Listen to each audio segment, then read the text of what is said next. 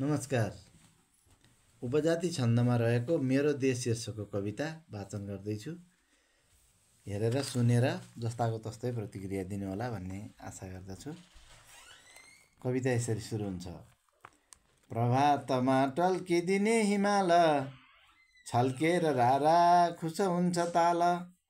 चिसो निकाली रवि भेट्न आए, हिमालको टापु हुँदै उदाए। सल्ला धुपीको बनहर समान, लाली फुली बाँड्दछ सौम्य दान। उषा निशा शासनको तमासा, प्राणी सबैको सुख शान्ति बासा।